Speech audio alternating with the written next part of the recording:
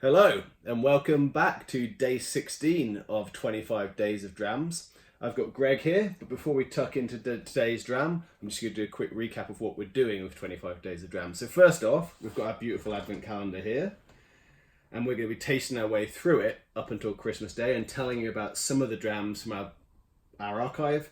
What we do best at the dram team is put great whiskey into little bottles, and this is a good way for us to tell you about that. Not only that, we're going to give you a chance to win every single dram in here. One person will win them all, and we'll send them out to you in time for Christmas. And we want to hear from you about what you want to see in an advent calendar product that we can make for next year. Awesome. So you can join us next year and drink along with us. So, without further ado, let's get into day 16, shall we, Greg? Let's do it, man. Brilliant.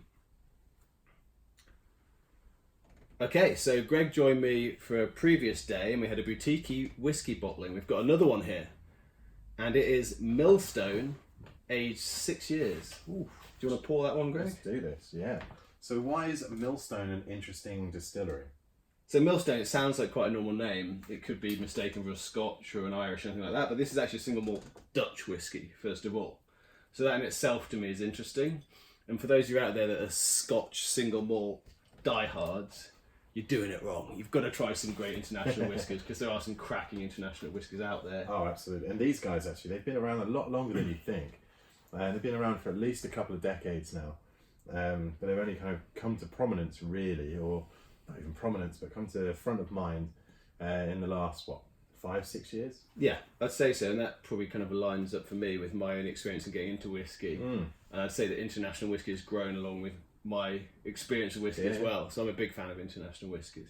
Am I right in thinking my impression of Millstone is primarily sherry cask, or a lot of use of sherry cask? I think from the ones that I've tried are mostly sherry casks. I actually have a fabulous bottle of a peated PX cask in the archive. Which, nice. I haven't tried that one. Oof. So, and then the other thing that's interesting about this is it's another boutique-y bottling. We talked about them on a previous day when we had Secret Distillery #1, which was actually Glenfarclas.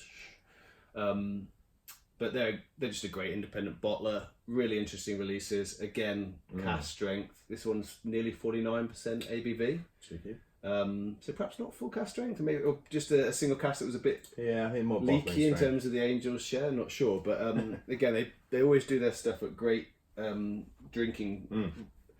You always get a real impression of what the full strength liquid would have tasted like. On the nose, for me, this one already is doing something quite special. It's like a really kind of burnt, molten brown sugar note there for me, in amongst all those sherry kind of spices and fruits.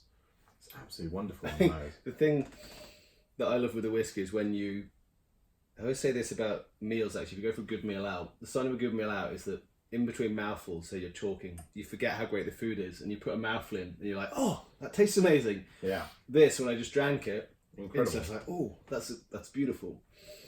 Absolutely stunning drop of whiskey, that. So smooth.